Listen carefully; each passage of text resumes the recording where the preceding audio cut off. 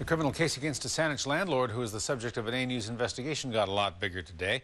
Just as a judge was about to sentence Charmaine Roy on 10 counts of fraud, Crown lawyers filed 19 more charges against her.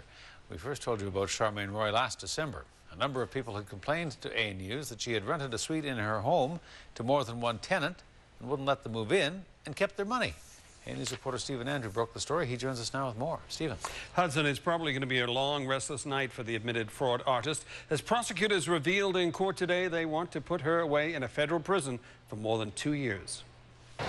We'd like to talk to you about an apartment that you've rented to several people. One would be... That's privacy. I didn't rent to anybody. Yes. From the first day, we began investigating a Saanich landlord who rented a suite in her home to several people, then didn't let them move in. The question was simple. Where's their money? That's what I'm doing. Where is their money? That's what I'm doing right now. Well, can they have their money today? Do you have their money right now? And from day one, landlord Charmaine Roy maintained she had done nothing wrong. Do you believe that this is a fraud that you have transpired on these people? You don't think it's fraud? No.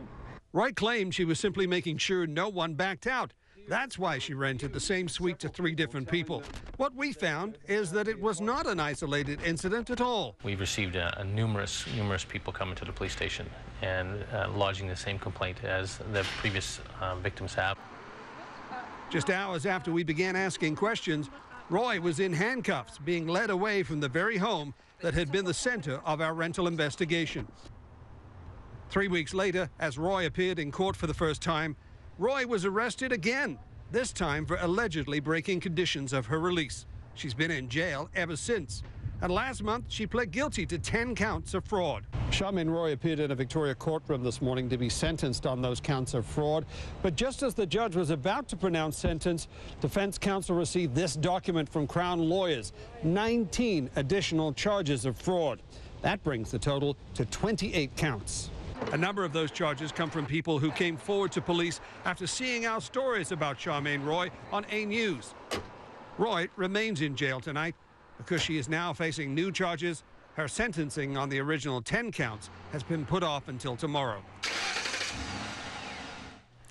That's some part of the reason for the delay in the sentencing. The Crown has a number of victim impact statements that it has to go through on those new charges. It also appears there could be an issue with the psychiatric and pre-sentence reports. The judge denied an application for police to review those reports. The judge says that the judicial and investigative aspects of the case need to remain separate. However, if the Crown has concerns about statements that Charmaine Roy made to psychiatrists, the judge says he's prepared to look at that issue again. All right, we'll see what happens tomorrow. Stephen, thank you. You're welcome.